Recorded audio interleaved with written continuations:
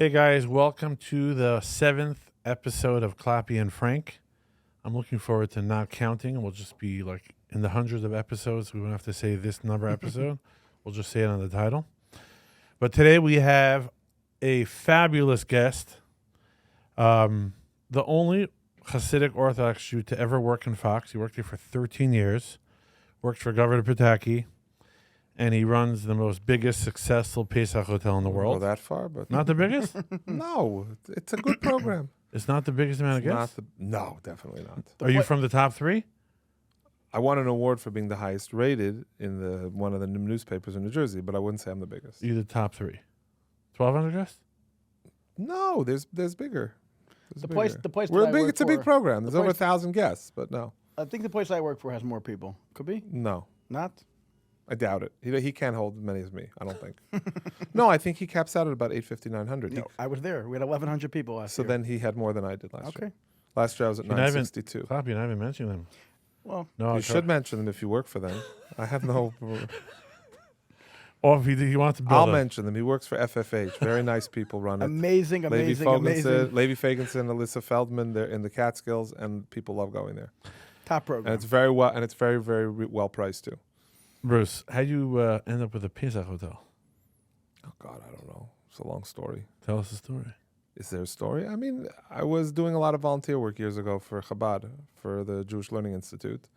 I made friends with a caterer, Isaac Greenwald in Lakewood, and we started a program together years ago. We since broke off, but it started off very small. My first program was Vermont at 220 guests. I don't think it made any money, but people really liked it. And, all these years later, it grew to something different, not in Vermont. It's in other parts of the country. Good business or no? You think it's a business that Jewish boys should get into? I used to say it's the business you go into and you're lo yitzlich and everything else. I don't think it's a business I love it. I like the hospitality part. I like the hotel part. I like the tourism part. I like everything about it. It's a good complement to who I am and what I like to do. What I tell people to go into it, it's a very risky business. I mean, if you're looking to make a lot of money, don't do this. I mean, It's a very alluring, though. you could make a lot of money. There's guys who make a lot of money, and then you can also lose a lot of money. There's tremendous risk involved in this business. There's ups, there's downs, you're dependent on market conditions and weather and the price of airfare. And I mean, there's just a million different variables. I mean, if you're looking to make money, it's like the restaurant business. It's very lucrative, it's very sexy, but then at a certain point, it's very risky. Lots of restaurants open and lots of restaurants close. To be a long-lasting restaurant, to be in business many years, like Le Marais, which is a kosher steakhouse in the city, that's not easy. I mean, it's very unique to last that long. In the Pesach business, I think you could last a little longer if you have a good product, but it's a very tough business. I love doing it. Don't get me wrong. When I'm in the midst of it, I enjoy it very much. But I would never advise anybody to stop what they're doing if they had something successful going on elsewhere. They say Bruce would volunteer to do it. Is that true? The joke I tell people is that you don't book rooms through me because if you do, you won't pay. So everything goes through my wife, Baruch Hashem, thank God, and she makes sure that people pay. Because if you deal with me, I mean, I'm a sucker for anything and everything. I mean, my old assistant secretary many years ago used to have a rule that you're not allowed to call me. And then if someone would get a hold of me and call me, she would actually call people and reprimand them. She was like, you can't call him. Why did you call him? Don't call him. And then, because then the problem starts. And then they tell me about all their issues and their family and somebody's sick and they lost their job and they need to go away. And, I'm a sucker for a lot of that stuff. Yeah, my wife always says it's a Pesach hotel. This isn't a Shabbos food order with challahs over here. You don't have to go here. I mean, there's other places to go. Regular people who can't afford to go to Passover programs don't go to Passover programs. They stay home. I view it a little differently. I think there's a lot of people where going to a Passover program is vital. I always say there's all different kinds of people who go to a program. You have very wealthy families, multi-generational families. There's one invoice, there's a wealthy grandparent or somebody in the family paying the bill for 30, 40, 50 people or more. And then you have the other family. Mom, dad, 3 kids, both work. Kids are home from yeshiva. It's the only time everybody's off from school. They save up all year. It's very hard for them to make Pesach. Either they live in a small home, they don't have the space. It's the only time they get away. Mom can't really manage making Pesach, cleaning the house, and keeping her job. Same thing with dad. and they save for it. It's their one luxury that they put money behind every year to do. And all those people are in your programs. I see it now. I have guests who are, they'll squash 5 people in one room, and then I have people who spread out, and the way they pay is different. And, they'll write one check. The other people are paying piecemeal, as they have money. It's a varied mix. For some people, I have a friend whose wife, when they come to America, they live overseas, they fly business class. And I'm like, you fly business class? You, your wife, the kids? He says it's a necessity. My wife is scared of flying, and we have to come back to America to see family, and in Canada or wherever, and we need to fly business class. My wife will not go on a plane if we're not in business class because she can't. It's too hard for her. She's scared. She's a nervous flyer to start with. She doesn't like being claustrophobic in small spaces. She has the kids on the plane, so when they have excess money, it goes into a fund that pays to fly business class. So somebody's luxury isn't always such a luxury. Like everybody has their, I wouldn't call it like desires and like taivas per se. Some people really, some people really need to do these things. I know some people that if they had to make, I've spoken to men before, husbands who tell me, my wife cannot make Pesach. Like, try to work with me on price. Try to find a way for us to come. She cannot make Pesach. It's too stressful for her. She doesn't want. That's exactly what happened to me. Correct. The year after COVID, I thought I was going to go away. It didn't work out. And I was coming home from work at 8, 9 o'clock at night, schlepping up Caleb after putting all the kids to sleep. My back was hurting. Mm-hmm. All my storage is like 3 basements below, walking up 4 flights of steps, no elevator. And like in the middle of taking my back hurting, bringing up the 15th box, I stopped and I swore I will never make Pesach again at home. Never again. Yeah, and no matter what, find the money somehow, whatever you have to do to make sure you go away. Right. So there's people like this. I deal with those families. I mean, there's different price ranges and programs, don't get me wrong, but there are people they're old people, old couples. This is a classic. They cannot make Pesach. Why don't they go to their kids? What? Sometimes it's not an option. Sometimes the kids aren't from. I've had guests over the years where the children, they had one child. The child, for whatever reason, is not keeping anything. They don't have where to go. Bruce, I want to just put me and Clappy in a certain category that we've been and go to Pesach programs, and we find creative ways. Clappy sells the aliyahs. He's the debt collector for the aliyahs. I did art fairs, art shows, counselors, head counselors. I'm the MC of the whole program. MC of the whole program. So the interesting thing about the Frum hotels, that there's a lot of ways to get your foot in the door, right? Sure. Counselors, I got a call today. mashtichim. Do you need a chazan? Do you need this? Do you need that? Sometimes I take, sometimes I don't. I mean, it has to work for me. It has to work for me. Like, because once the door opens, I mean, believe me, I get calls. Somebody, and if you get to me on the right day at the right time, in the olden days, before I had gatekeepers, I mean, there was stuff in the hotel, and there were people there, and a bookkeeper will come to me. He's like, he hasn't paid yet? I'm like, no, it's a complex situation. He says, he's not going to pay you. He's going to leave, and he will not answer the phone. I said, yeah, but they have a situation, and I don't want to advertise this where my phone's going to blow up all of a sudden. It's like the Chesed Pesach program. But there are unique cases. I learned that from Isaac Greenwald. Isaac was very much like that when we first started out. We got a call from Chai Lifeline years ago. There was a family, and there was a boy who was at Mass General doing some very, very, complex surgeries from Israel, and they needed somewhere to go. And I remember I spoke to Chai Lifeline at the time. They called me, and I said, I'll give a break for this because it was a crazy circumstance. The child was having this surgery. There's only one surgeon in the world who does it. The entire family came from Eretz Yisrael.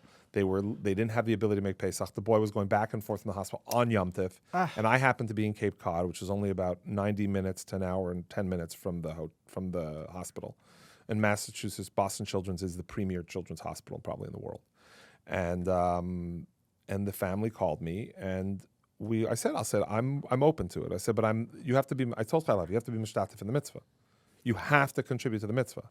I said, I'm not in the position where I can comp a family of mom, dad, and 9 children. But I'm open to making it so it's more tolerable. And we did. And this was a family from Bnei Brak. They didn't really speak English.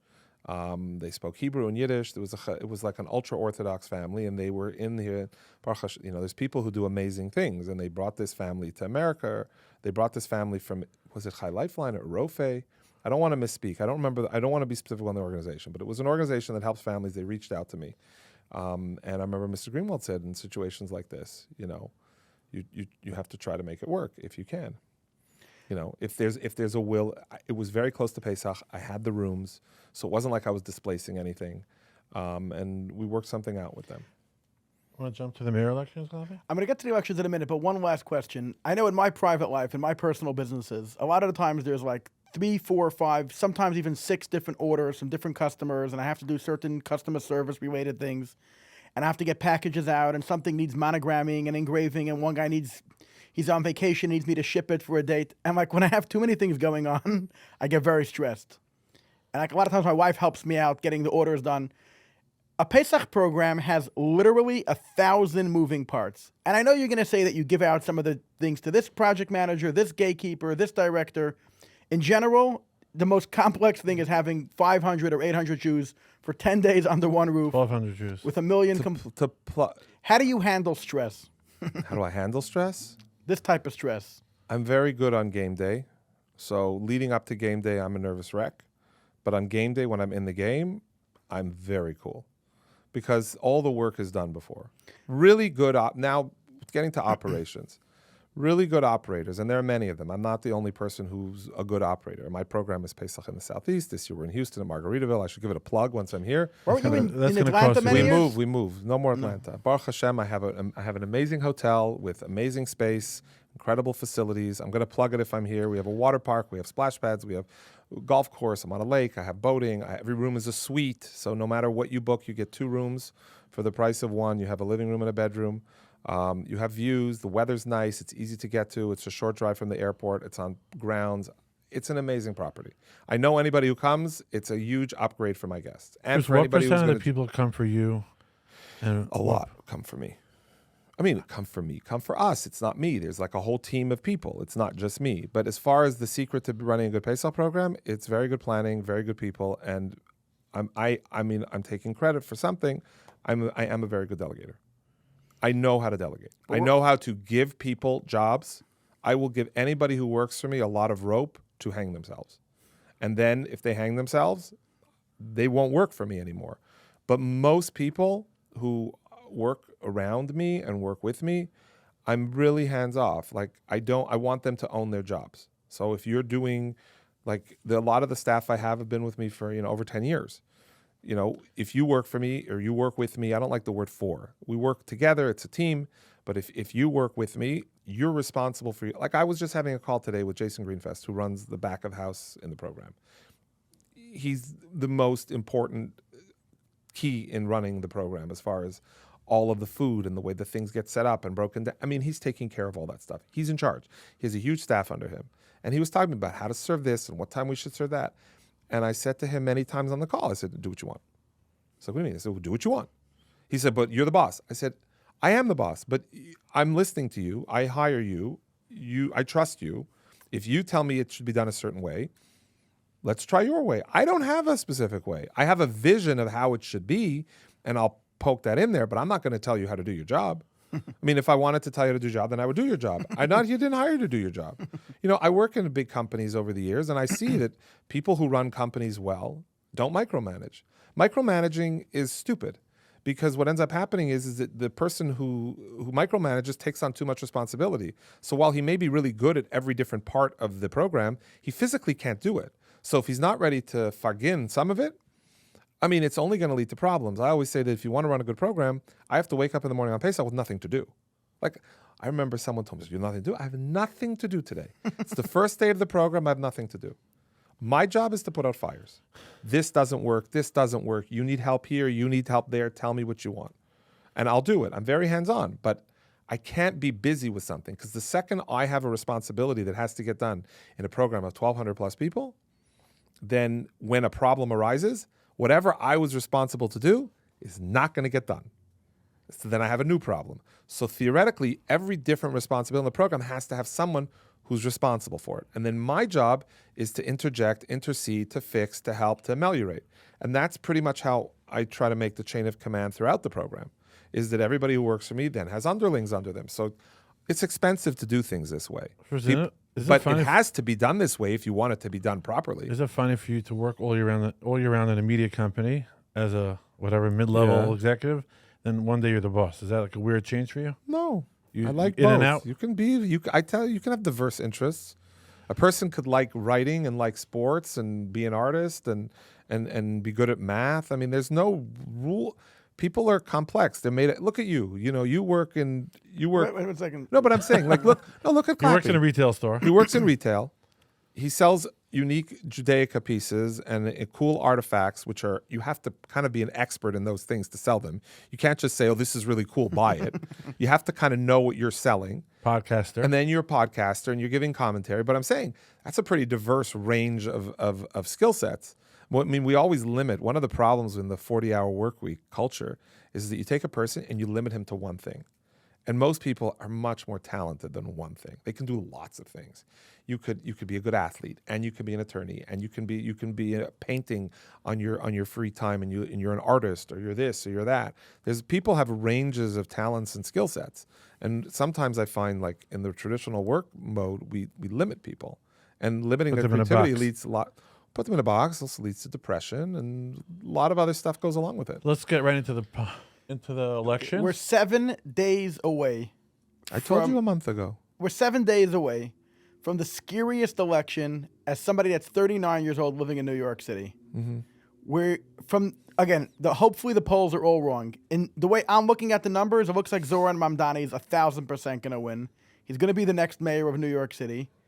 I personally look at him as a radical socialist communist that has terrible policies towards Eretz Yisrael, towards Israel, talking about arresting Netanyahu if he lands in New York, and many other crazy radical things about him. And I don't see a path to victory for anybody else, especially because Curtis Lewa is not dropping out.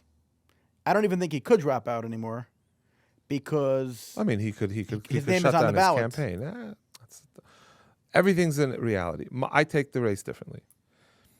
I think Cuomo's really close. I don't think he's as far behind as everybody says. I think if the vote turnout's really strong, it's going to be really close. I think Sliwa, if he starts getting to single digits, may really start to finally rethink getting out of the race. The Suffolk University poll that just came out today has him at 11%, had Cuomo down by 10. There's a margin of error of +4, -4. I mean, one could comfortably argue right now, and you have to understand that polls are a snapshot in time. They're always behind. Polls are not ahead. They're not predictors. They're telling you where people were yesterday and 2 days ago. My personal opinion is it's a very, very close race. It's not a walk in the park for Mamdani. I think his people know it. I told you a month ago that there's a scenario by which I see this race getting closer. I have a friend who I talk to regularly about politics. I told him a month ago exactly what was going to happen. I said 2 weeks out, there's going to start to be movement towards Cuomo. The question is there going to be enough movement toward Cuomo? If Sliwa leaves the race, obviously it helps. If he stops campaigning, it helps. If he says he realizes he's not going to win and he allows people to support him to go for Cuomo, it's going to help. But that aside, the movement is to Cuomo. The momentum is to Cuomo now. Now the question is in 1 week, is there enough time to catch up? The city of Mamdani has never, and I've worked in politics for many years, and I've read polls, and I had the privilege of working for Arthur Finkelstein, who I still consider to be the greatest political consultant of the last century when I was younger.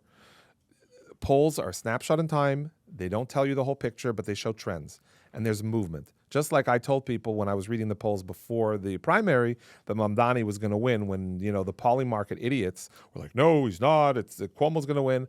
I said, all the trend lines are going Mamdani's way. Now I see the trend lines going Cuomo's way. Cuomo's closing. It's going his way now. Now the question is there enough time? The movement is towards Cuomo. Mamdani had a big bungle last week on Friday with this whole thing with his aunt, his cousin, that whole crap. The 9/11 story. Yeah, but it was a lie. I mean, he didn't have to do that. Beyond the fact that he kind of made his aunt the greatest casualty of 9/11, which she was not, or this mythical person that probably doesn't exist, okay? Beyond that he did that, because you know what? Because he's a fraud. He's always been a fraud. He's never done anything. He's not qualified. He's a Marxist. He's a loser, okay? He's a loser who got lucky. You ever look at a guy who became very wealthy and he made a lot of money and you talk to him and he's an idiot? Sometimes it's just luck. I mean, the guy got lucky. The luck's starting to run out. That was a mistake. He shouldn't have done that stupid story. He made it up, pissed people off. It pissed off people who lived through 9/11. It pissed off people who genuinely are concerned about Islamophobia with this made-up story about a hijab on the subway. I mean, is there anybody who wears a hijab who's scared to go on the subway in New York? I mean, what is he even talking about? His aunt told him he was 9. I mean, what is he making up this crap? No, he's a liar. He's always been a liar. He's a fraud. He's been saying crazy stuff about Jews, crazy stuff about Israel, crazy stuff about New York, crazy stuff about business owners, crazy ideas like decriminalizing prostitution. I didn't mean it, decriminalize it. Like everything with him is all over the place, is all crap. Okay? It's pure crap. He's a big pile of, I don't want to say what. And that's what he says, and that's what he does. And at a certain point, it catches up with you. You can't run around forever, okay? And run a campaign on nothing, promising stupid things which aren't reasonable, which you can't do, and eventually don't expect it to catch up with you. Everybody's like, oh, he ran such a good campaign. Until he doesn't. Home run hitters strike out. Guys who pitch perfect games give up 10 runs next day. I mean, it may be catching up with him the whole show. I mean, he's run a really good campaign. He's gotten really lucky. And Cuomo's ran a really bad campaign. But then all of a sudden, in any sport, when you watch this, somehow the team who wasn't really doing very well wins, and the guy who was ahead loses, and everybody's like, what happened? Well, what happened is that there's only 7 days. That's the only concern I have. If this election had another 2 weeks, I think Cuomo for sure would catch him. Question is there enough time between now and Election Day? And the movement's Cuomo's way. If he's down 11, if he's down 10 today, in 3 days he could be down 7, 8. By the weekend, he could be down by 5. And when he's down by 4, 5, or 6, he's within the margin of error. And when he's within the margin of error, it's all game. On top of that, the polls are basing on how many expected voters they're having. The big elections in New York had 2 million voters, right? But in a presidential election in New York, we have 2.7, 2.8, sometimes close to 3. If 3 million voters show up on Election Day, Zohar Mamdani is not winning this thing, okay? I know for a fact that he doesn't have that many supporters in New York. Sliwa or no Sliwa. If every Jewish kid in Flatbush and Borough Park and Williamsburg is going to vote, if all the people who are normally sitting on their hands and saying it's a foregone conclusion get up and vote. My father-in-law, they're older people. They're older than, it's not easy. They're going to the polls. They will make themselves to the polls. It's that important. Then you have to wonder how motivated his people are. Do they think it's a foregone conclusion? I mean, these aren't the most reliable human beings in New York, his voters. I mean, what's his ad I saw? Rabbis for him? They're not rabbis, these people.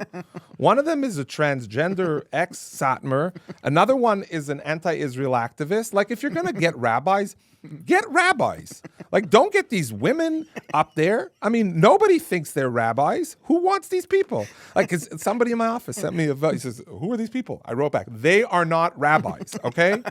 They say 4 Jewish, allegedly maybe Jewish women for him who live in the village. Fine. Rabbis? I know what a rabbi is. Most people in New York know what a rabbi is. Those are not rabbis. I don't care what they say they are. They're rabbis, and I don't know what I am. I'm the president of the universe. I mean, ridiculous.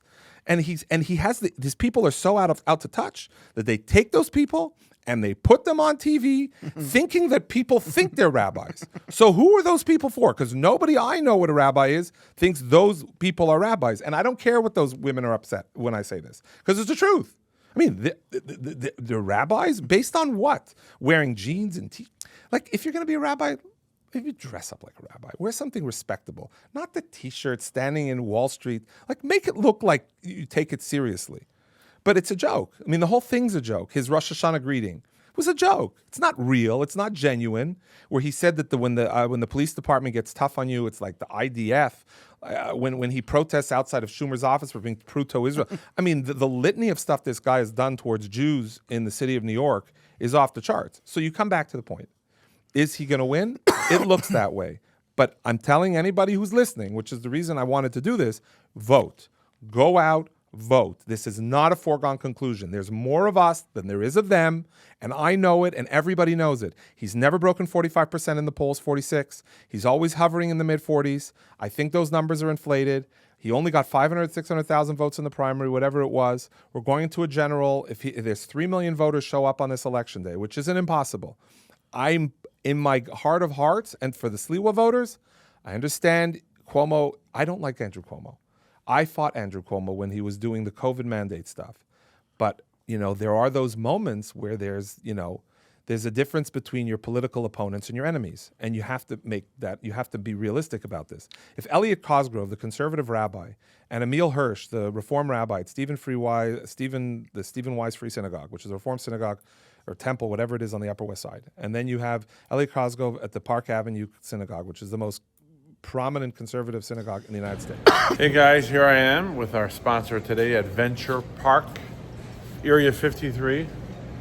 Really cool arcades here before it opened, so these really cool climbing things. Wow, super cool. With these really tall slides. What is that? Almost 2-3 flights tall. And then we have this really cool 4-slide jumping.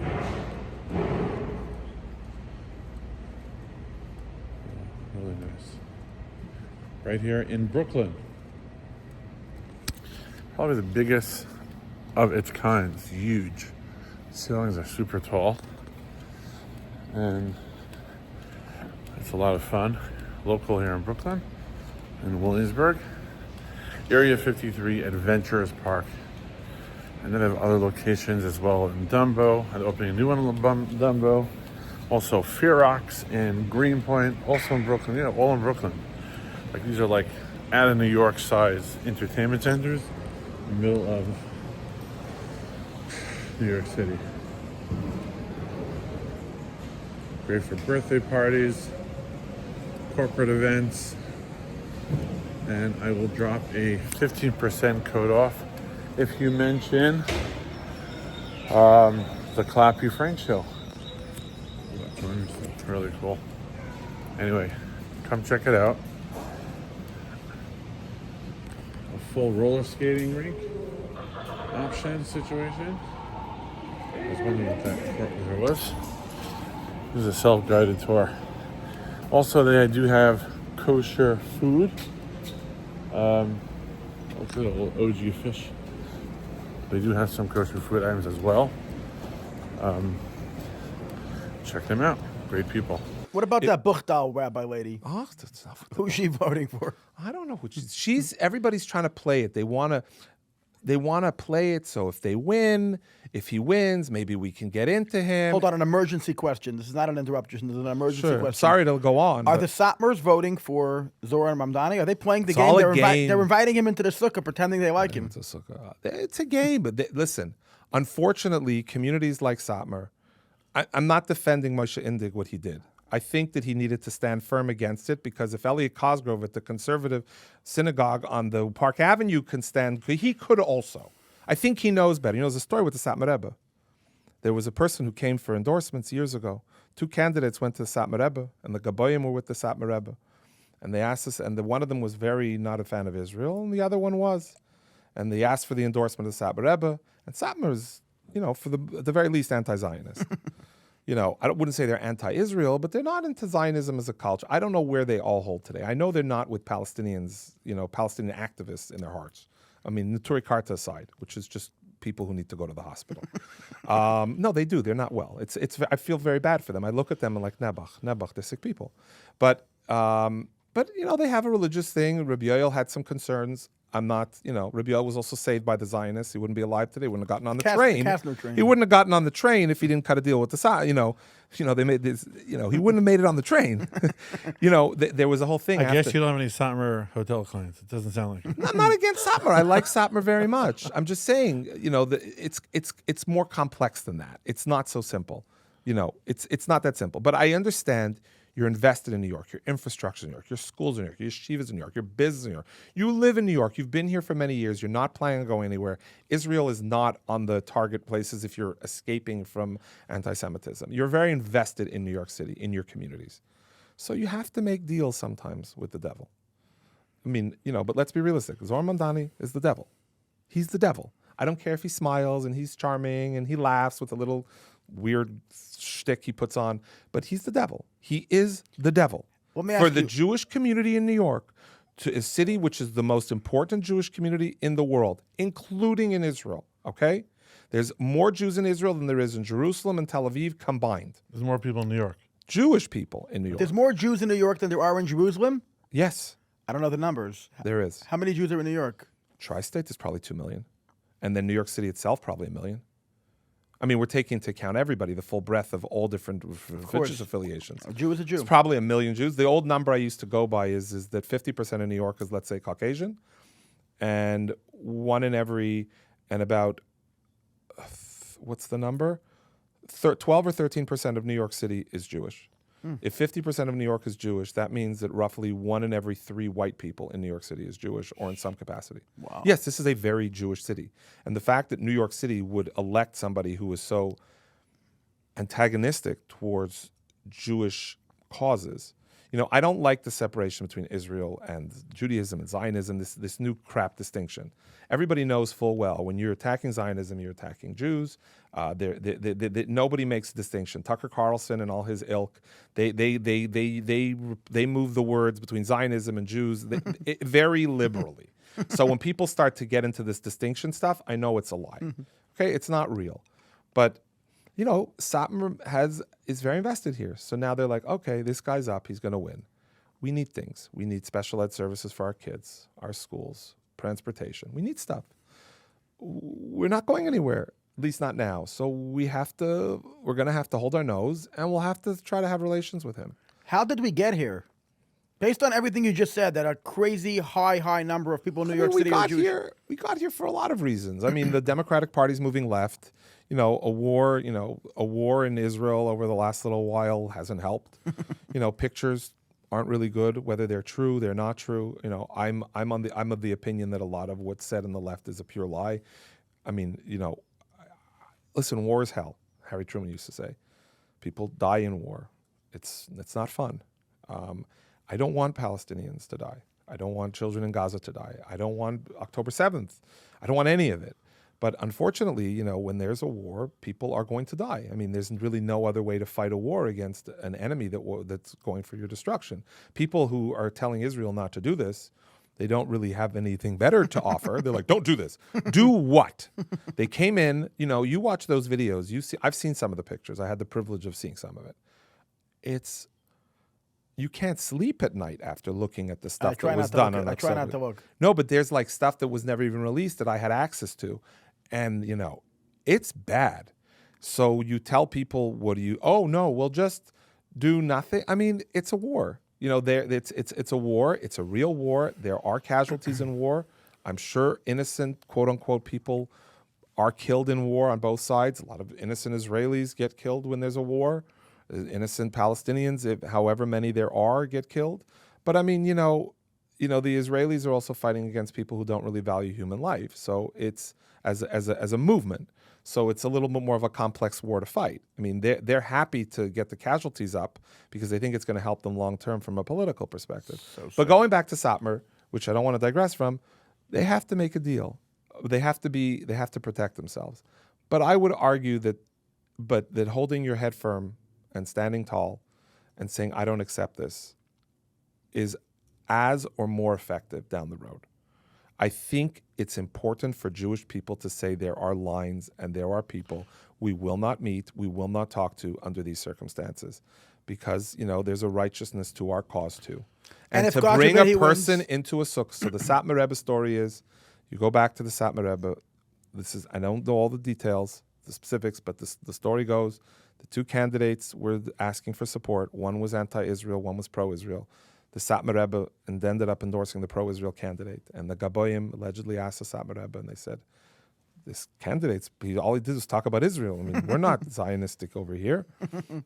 I'm paraphrasing. And the Satmar Rebbe said, when a non-Jewish person is against Eretz Yisrael, when against Israel, it's not because he's a Satmar Chassid.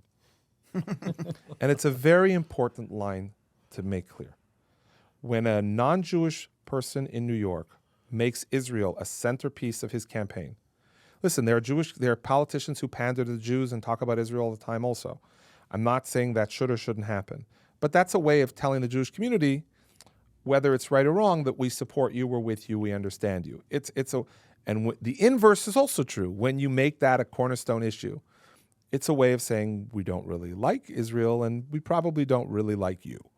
Muzar Mamdani can surround himself with leftist Jews like the ones he does, but they're not representative of anything or anybody. Maybe in their own little pockets of the four ladies, these four rabbi ladies on the street, maybe they got some friends. But the vast majority of Jews I know in New York City are not interested. Bruce, what's your opinion about, as a political established media guy for so many years, what's your opinion about poly markets? Are they more real or less real than traditional polling? I mean, they said Cuomo was going to win, and then when Cuomo won, they said Mamdani's going to win. I mean, it's a lot of people have nothing to do with their money.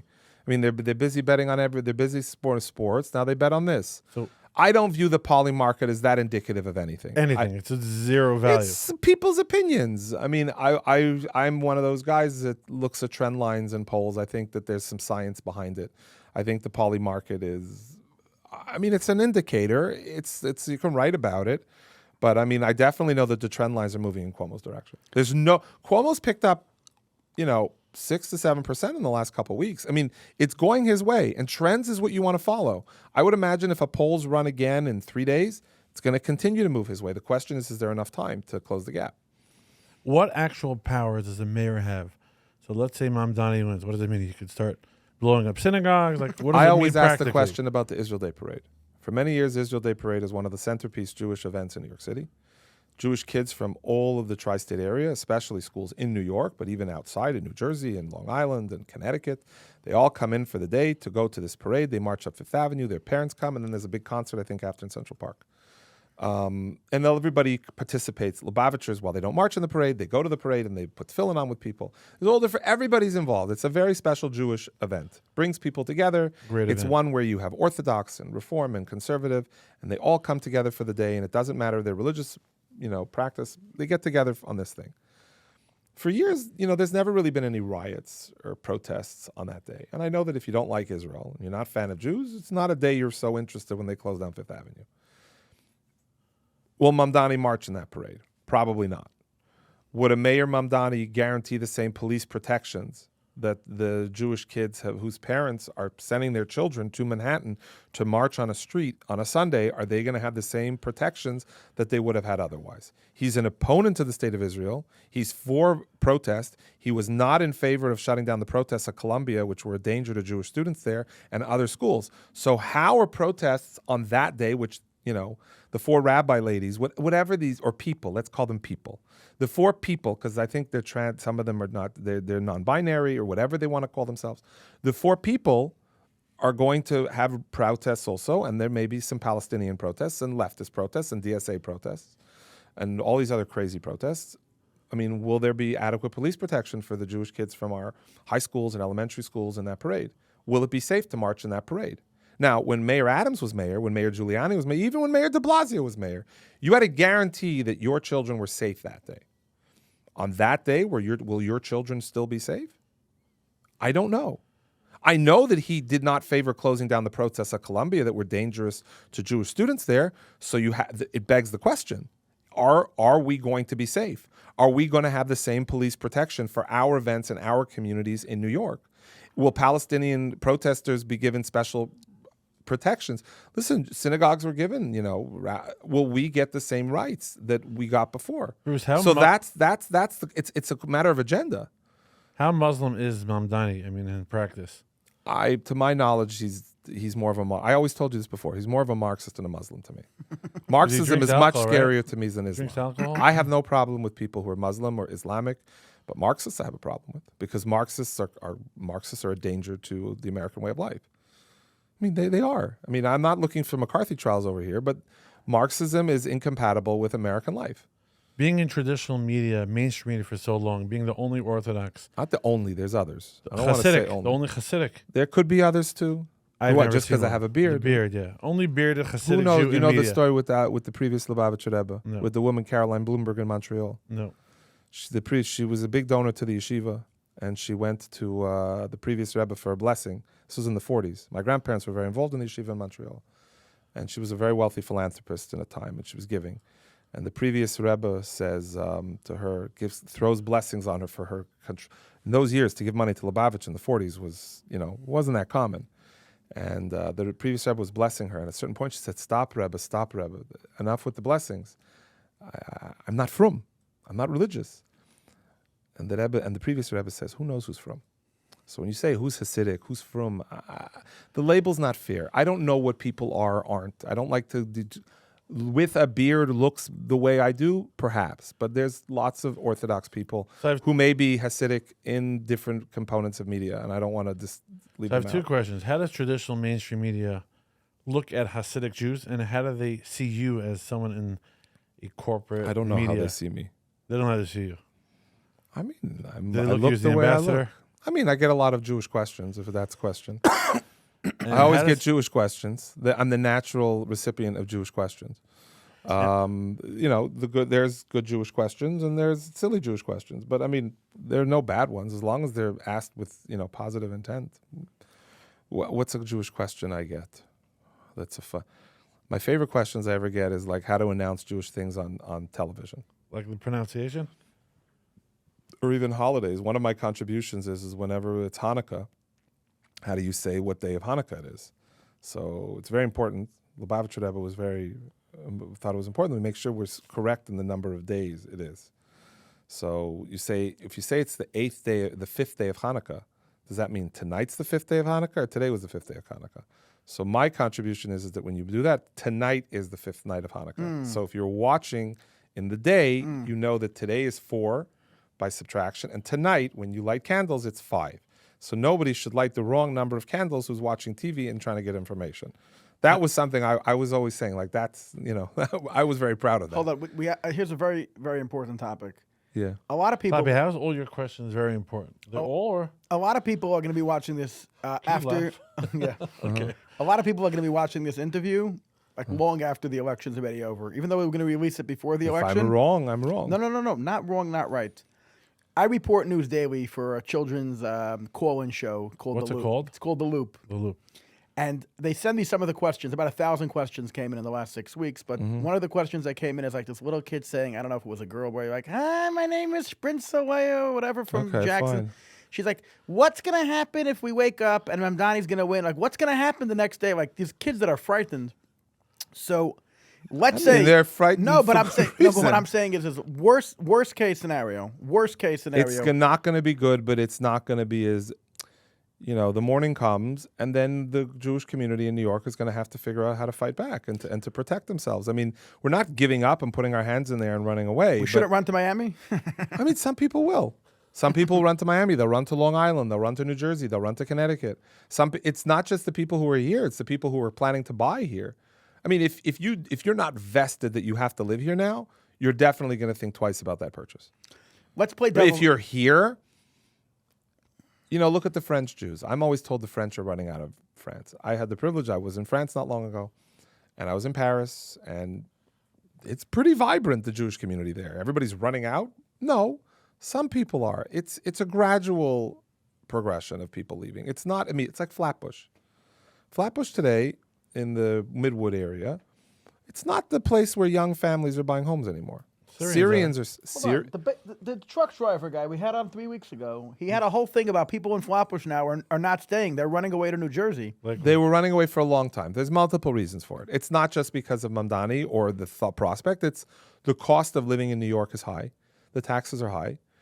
And the people are not buying here. I mean, the Syrian community, the Sephardic community is staying put.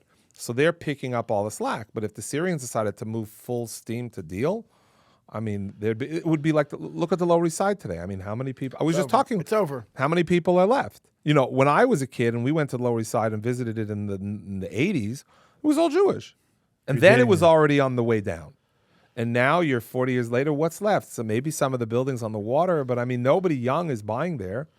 I mean, this is the progress of East New York was once a bastion of Jewish life, and Hill Street in Boston, and in Montreal, St. Lawrence on the Main. Mordecai Richler, the famous author, wrote books upon books about Jewish life there. There's no Jewish people there. Bruce. I mean, gradually today, the future of Jewish life in Tri-State is, places like Lakewood, in Muncie, the 5 towns, which is Lakewood's good because Lakewood has room to expand. You just keep on, the neighborhood keeps growing. There's a lot of land. 5 towns is limited, but 5 towns today is for the most part all Jewish. I was recently at a mainstream media commercial conference about ads. So I met this liberal Jewish guy, and he told me you should know in the conservative right-wing WhatsApp groups, they're very anti-Semitic, more than the extreme left. It's a big What's your problem on comment the about right that? today. It's a big problem. It exists. I mean, it's always been there. Haviv Retev Gur is a very good, very brilliant Israeli writer, if you're familiar with him. And he always says that anti-Semitism is always just below the surface. It's kind of like a pimple. And then all of a sudden, under a little pressure, a little here, all of a sudden it starts coming up. And So it can on the fester. extreme left or the extreme right? Yeah, it's the difference between the extreme left and the extreme right is there's really no difference. The political world is a circle. It goes in a circle. So they meet sometimes at different places. But you have a lot of anti-Semitism was always on the right in the 50s. It was there, and then because of the rise of the evangelical Christian community, which was very supportive of Israel, and therefore, in turn, the Jewish community, in the 90s and on, and in 80s, 90s, and today, the evangelical Jewish community, Christian community, has not abandoned the Jewish community and Israel in particular. Bruce, what's frightening me, and I always try not to use names. Tucker Carlson was never a fan of Tucker Carlson and Candace Owens. What in the world happened? These are people that 5 years ago I respected and thought they're good friends of the Jews. I think Tucker Carlson makes for really good TV, but I think that Fox let him go, and now I know why. As far as Candace Owens goes, I mean, her career was made by Jewish people. It was made by Ben Shapiro and Dennis Prager. They took her and they made her and, made her. She made herself to a certain degree, but I'm saying she came up with their assistance. What happened? I heard she married some guy who doesn't like Jews. This guy Farmer, whose father thinks that she's nuts. Second. And he's not. He's like not the one. He's not the one saying all the hatred. Yeah, but he's not on TV. Where's it coming from? She didn't. I don't think she had those views before they got married. There was an article recently by somebody where they started detailing some of his views and his religious affiliations and how it's it's gotten into her. Is she at a She point? doesn't really. I don't know if she really believes what she's saying, but I know she it's at a for point clicks. of no return. She's at a point. Maybe she regrets it. She's not living in this world. She said recently that Charlie Kirk's wife was in on the conspiracy to kill Charlie Kirk. I mean, she's in a place where a lot of people end up, get put in to, and they don't leave without medicine and Baker law, like rubber rooms. I mean, she's not well. No, when you see a person say that kind of stuff, there's a genuine chemical mental imbalance. When a person says that the deceased's, because she was left out of this funeral, which she's angry about because she's nuts, okay? That she implies and infers or says outright that the widow of Charlie Kirk was involved was a co-conspirator in the conspiracy because she had a dream. She had a dream. She dreams. God comes to her in dreams, okay? And tells her these things. I mean, this is not well people. There's a lot of talented and brilliant psychiatrists. There's medicines today. There's places you can go, breathing exercises. Maybe she needs to take a walk. She's not well. She's really not well. I look at her and I actually feel bad for her. And sometimes. Tucker is much smarter than her. Tucker knows what he's doing. He's getting money from the Qataris. There's business to be made. There's money to be had. Lack of a better word, he's a... I don't want to use strong word. I mean, he's getting paid to say what he's saying. He went use strong words. He went to it's Russia. good for No, wait a media. second. He went to Russia 2 years ago. He got that 3-hour interview with Putin. No, but I don't like to call people, Wait. He had that 3-hour interview with Putin where he let Putin give speeches and ramble. He goes to Putin to give speeches. I mean, Putin is a murderer. Putin is a very bad person. Even Donald Trump today realizes that dealing with Putin is it's not easy. And it's not like Trump doesn't want to end that war. He does. Putin's not a straight shooter. He's a liar. Tucker goes there, and he doesn't even ask Putin hard questions. Putin's like, where's the questions? Like, where's the tough questions? Maybe you want to come work for me. I mean, you're such a loyal fan. Tucker Carlson left Fox. He's making a lot of money. He's into this, they call it woke right. I call it this like very nationalistic. At the underbelly of a lot of movements is anti-Semitism. It's easy. It's easy to blame Jews for everything. Why? Because Jews exceed their size in terms of their success. They're overrepresented in the worlds of media, finance, the arts, medicine, tech, sciences, also income, in politics. So you're like, it's a small little group, and they're 30 or something percent of all the world's billionaires. They get the largest percentage of Nobel Prizes. And you go through all these in sciences and arts. Even now, I think the new Nobel Prize winner in economics is an Israeli. In the middle of all this, and so there's, Jordan Peterson, who I like very much, said recently that, anti-Semitism is the canary in the coal mine because anti-Semitism tells you the success of Jews in society has a lot to do, how did he put it?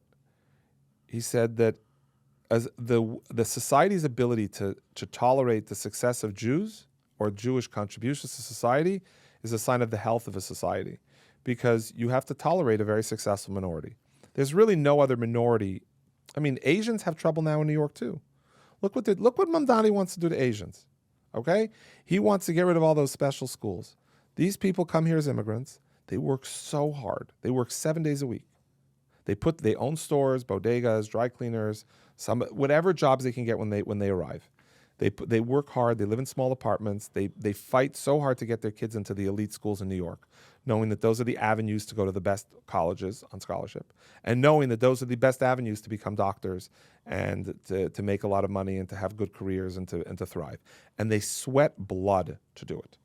Kind of like the way Jews did it, 80 to 100 years ago when they arrived. In the tenements in the Lower East Side. Correct. Same But neighborhood, they push their It's the kids. immigrant neighborhood, They're Little very, very demanding on their children to succeed and to do well in school.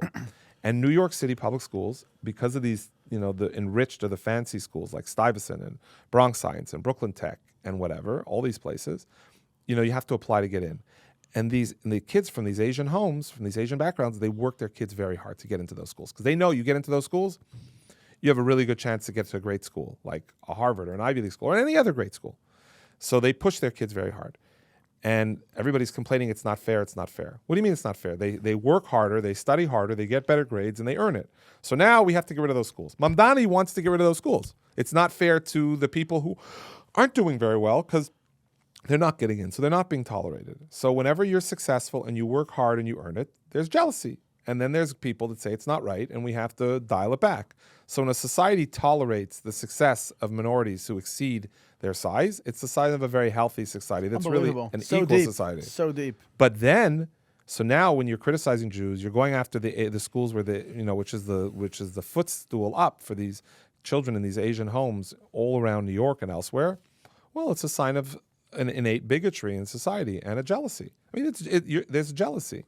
I mean, yes, if you go to Stuyvesant once upon a time, which is the best public school in the city, I think most of the kids were Asian. They far exceeded their proportion of the population. I feel bad for other kids who can't get in necessarily, but I mean, these kids work really hard to get there.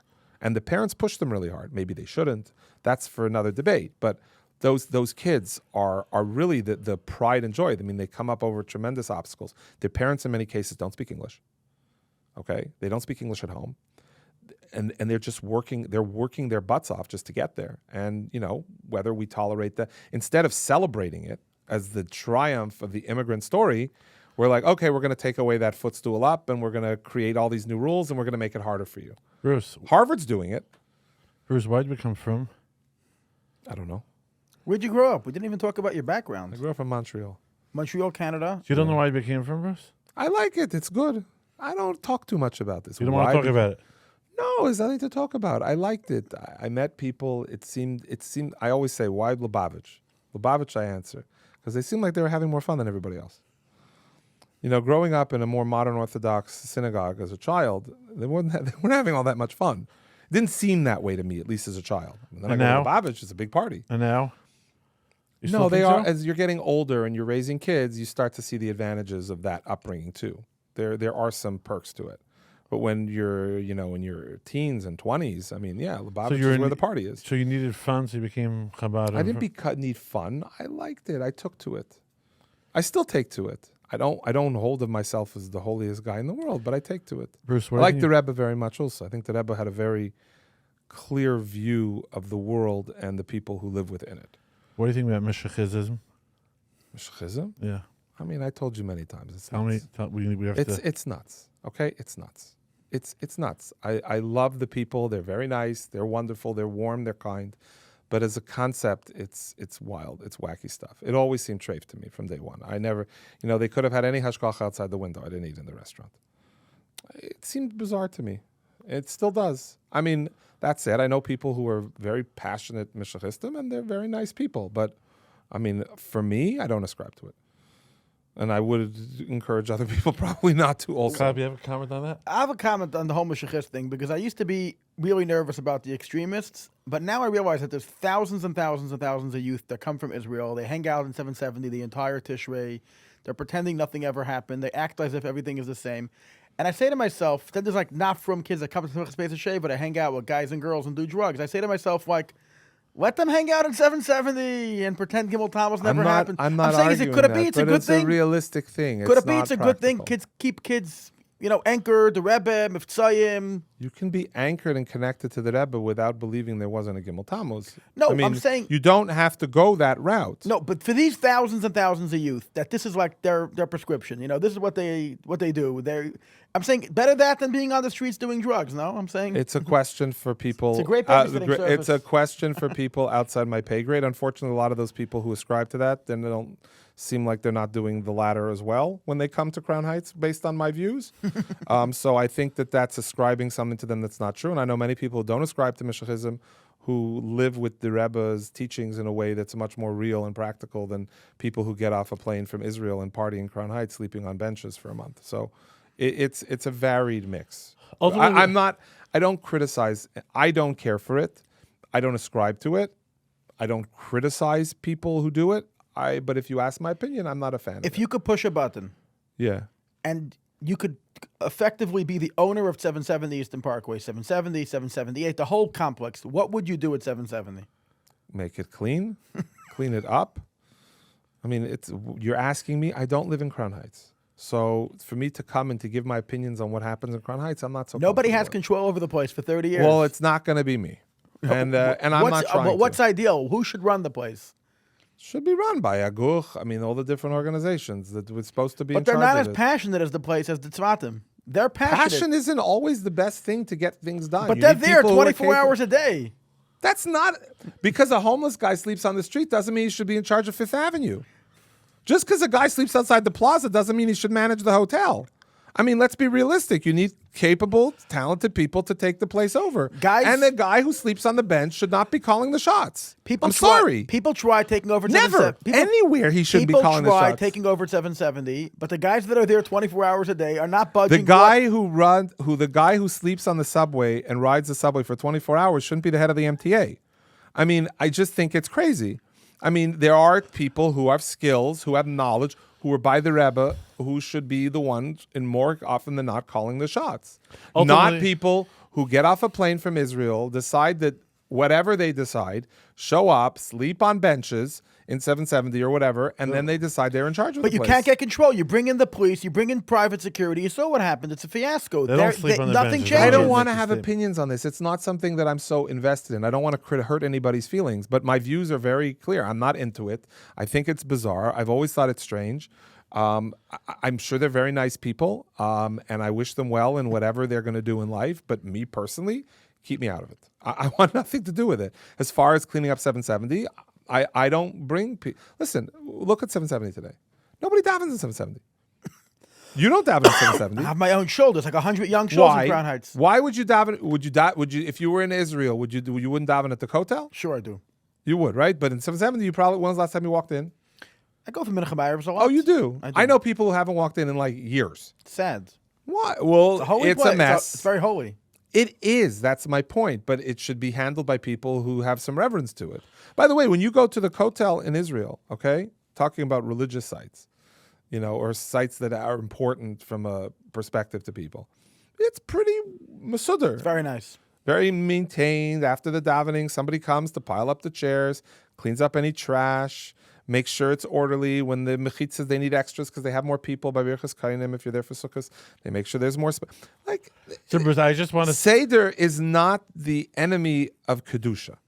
You said Okay? you joined Chabad for the parties. I definitely think No, the it seemed like Meshachis people. It wasn't are the much party. more party-like You than said the other parties. side. I just want to No, make that you clear. said you're using the word party. I'm saying fun. More fun. Lubavitch, I think the Meshachis Judaism definitely in look like Lubavitch they're having to more me fun, Bruce. was more alive. I always found it to be much more alive. It was more alive. There's an energy in Chabad that is very difficult to replicate, and it's very attractive. Whereby a lot of other forms, but today, I mean, but now I'm broader, and there's a lot of different movements that have things that are inspiring and moving. But at that time, Chabad really spoke to me as far as the excitement, the energy, not the parties. I'm not a drinker. You said fun. But fun is stuff that's interesting and exciting. I mean, fun. It seemed like everybody was having more fun. It was more alive. It just Lubavitch is alive. It's select Still is. Lubavitch, 100%. Lubavitch. Look at Chabad on campus. Look how successful Chabad on campus is. And today there's no alcohol in Chabad on campus. Thank God. Finally, that's been done away with for the most part. No, because it's dangerous. Kids get drunk. Who's responsible? See, But I'm saying you go to Chabad houses like Beryl Goldman at University of Florida. He is Gainesville. He is running a vibrant. He's the poster child for success. Not just, but he's not. He's the poster child for a very alive, living Judaism. And there are so many campus Chabad houses today, and there's a lot to sell. You don't have to go to Meshachism and anything related to it to get people excited about Judaism. The Rebbe was Jewish before he was anything else. Judaism is what Lubavitch is. Lubavitch is Jewish. Bruce, I heard I heard a vert you're going to go crazy over. Sure. I heard the Meshachistin took the biggest Rebbe and made him into a small clan of Mashiach. Yeah, that's a Detroit. It's nice. I feel like I'm in Shabbos by the oil. a guy from Gainesville, like a Reformed conservative guy, he was like complaining to me. He's like, Chabad, they make as if they represent Judaism. It's funny how the world changed, that the Reformed conservative Jews used to represent Judaism to the media, and now, typically Chabad's everywhere. That's it. Chabad is everywhere. And the people want to say that like you need Meshachism to keep the quote unquote the Rebbe alive. No, the Rebbe lives through his disciples. He lives through the people who spread the message of authentic Jewish life and learning and teaching, and they have impacts on people in all different kinds of ways. I remember years ago, I went. When I first years ago, I was becoming more religious, talking over 20 years ago. They needed somebody to be an aide by a chuppah in Manhattan. So the wedding was short term. Rabbi Metzger, my dear friend in Manhattan, Was he the first Chabad guy you met? Yes. He's the first guy you ever met Chabad. No, my grandfather was president of Lubavitch Yeshiva in Montreal for 45 years. It's not like we didn't have connections with Lubavitch. But I'm saying Rabbi Metzger called me and he says, Rabbi Gordon, the very special Rabbi Gordon, who's since passed away from California, Sheikh Tensino, who a lot of people listen to his classes. My brother-in-law's father. There you go.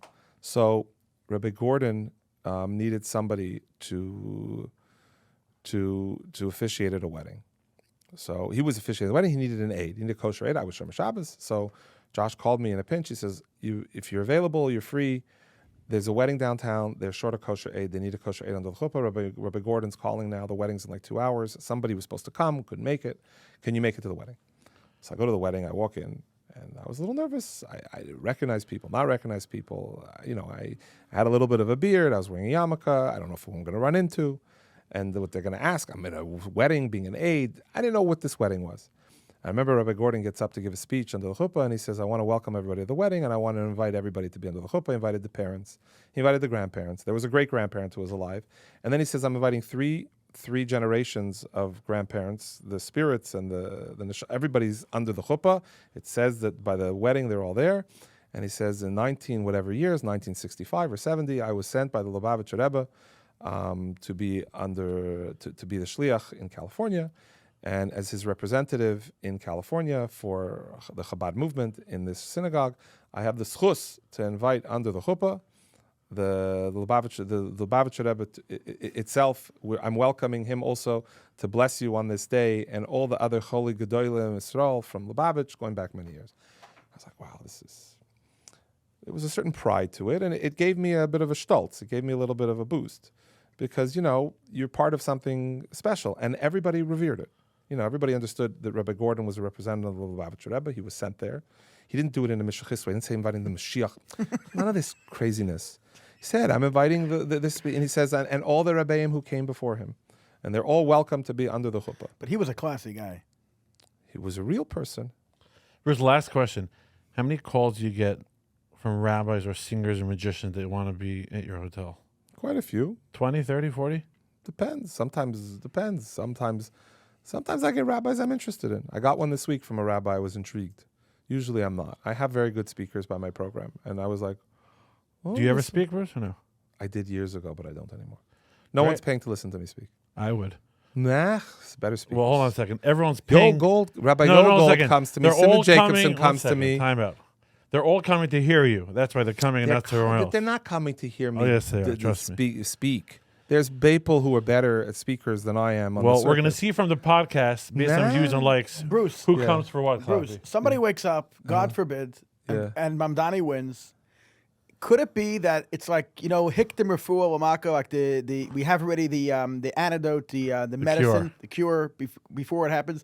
Maybe we need things to get so bad that a guy like Giuliani could come like in the 80s and clean up New York once and for all and make it like a Trump-style New York. I mean, this. De Blasio was a disaster. All these guys, Bloomberg was a disaster. We need somebody Why like... was Bloomberg a disaster? I'll tell you why. Because he was so tough. Like every block, it was during his time that we got double parking tickets all day. That the city became so like totalitarian. I think he That's ruined the New York challenge. forever. That's the challenge. Red with- light with camera, running. speed camera. He ruined the whole New York. I mean, they're everywhere today. They're not. no, just I in New feel York. like it was during his time, like life became like non-livable during Bloomberg, but it was still safer. But I'm just saying, he was a fake. He's more socialist than, even though he's a trillionaire. But my point is, we need a guy like Giuliani to come back into New York City and make the place normal again. I ride the Who's train going every to day. vote for him?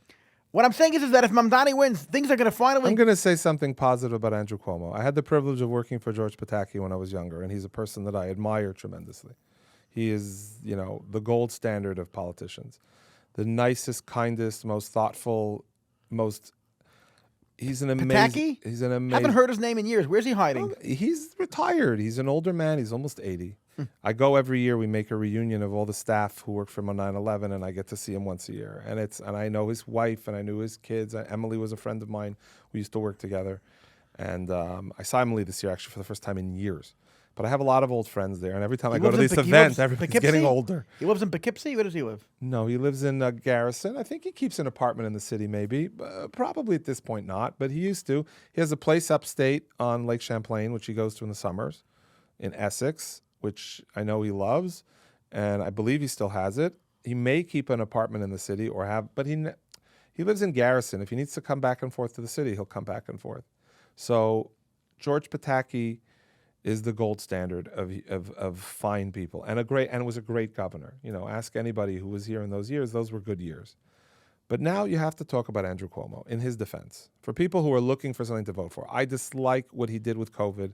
I dislike a lot of the things that happened at that time. I don't think it was based on an anti-Semitic charge versus Jewish community. I think it was just a very difficult time and people made bad decisions. I think he made bad decisions. That said, before COVID, which was unprecedented, Andrew Cuomo embarked on the greatest infrastructure improvements in the state of New York of almost any governor. George Pataki has the 9/11 memorial, that whole area down there. That's a big achievement. But, under Andrew Cuomo, you had the renovation of Penn Station, which was something that had been talked about for 50 years from the days of Senator Moynihan. You had East Side access finally from Long Island Railroad to Grand Central, which was a huge, huge help to the city. You had the building of the 2nd Avenue subway. You had the renovation of the Cachuco Bridge in Brooklyn, the one that's on Casa Cusco. Whatever it's called, that bridge. You had the fixing of the Tappan Zee Bridge. You had the fixing of LaGuardia Airport. You had the startings of the renovation of JFK Airport. There was a series of things that were done in this city while he was governor, or in this state, that were projects that were literally pipe dreams for decades. For a variety of reasons, from political to financial to Washington to getting the money to getting the people. Doesn't get any credit. He doesn't get any credit for it. So when people say, is he going to be a good mayor?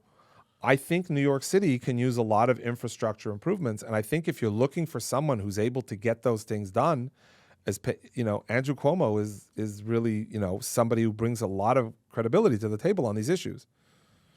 Thank you so much. It's been welcome. really enjoyable. We all had a great time. I appreciate it. I I think hope we're I gonna. didn't talk I think too we're gonna long. have to have you come back for a second episode. No, whatever. I don't We know. didn't even scratch the surface. And hopefully, other media organizations will see how talented you are and maybe give you Nah. a front-facing position. I appreciate having you. I just want to encourage anybody. The reason I wanted to do this now is if anybody's watching this, make sure you get everybody to vote. If you can vote, get people to the polls, help them get to the polls. It's very, very important that we stand strong and we vote against what is unfortunately a big But we threat have to to our say way of clearly, life in the we city have of to New vote York. for Cuomo. You have to vote for A Curtis Cuomo. vote is a Mamdani vote. A Curtis vote is a Mamdani vote. Not showing up is a Mamdani vote. You know, squandering your ballots, Clive, Mamdani vote. Can You you got to remind people to subscribe? Subscribe and like our channel. Just so easy. Just hit the button. Comment. Subscribe, like, comment, forward, share. Also, everything. I just want to make a quick thing. If you make a comment on this week's episode, we will put in a raffle to get a ticket in either Fair Rocks Indoor Entertainment Center, our sponsor this week, and or Area 53, a great paintball indoor place in Brooklyn. Both great places. We're gonna have links. We're gonna have links. We're gonna have a Links, code. We have a code. code. Paint- Paintball. code? Paintball's fun. Yeah, indoor What do we have? paintball. Huge. 7 entertainment centers. A ton. Great people. And anybody that uses our code gets how much percentage off? 15% off. 15%. So we're going to put in a Ching. raffle. Whoever comments in the section, this is the first time we're doing it. They suggest it, so we're doing it, and they're a sponsor, so we love them. We love anyone who's a Who sponsor. owns Ferox? Great family, and thank you so much. Where's for- Ferox exactly? Tell people where it's Oh, located. I in don't even know. Dumbo, I'm interested now. Greenpoint and Williamsburg. They have a bunch of locations. We'll put it all in the There's gonna be a information. video in the Yeah, in the there's a episode. sponsor of a great. Yes. Thank you so Amazing. much. I'm going Thank to you check so it out much. myself. You bet. Thanks. I hope that was okay. And then they have another monster room. Say 50 feet tall ceilings of a paintball, indoor paintball. You don't have to drive all the way upstate to someplace. I took these containers, they make little spots and just shoot around. Really cool. Really cool. Two floor. Come check it out. Area 53 Adventure Park. Mention Clappy Frank code 15% off. And then they say, hey, people actually watch the Clappy Frank and we need to support them more. So please do it.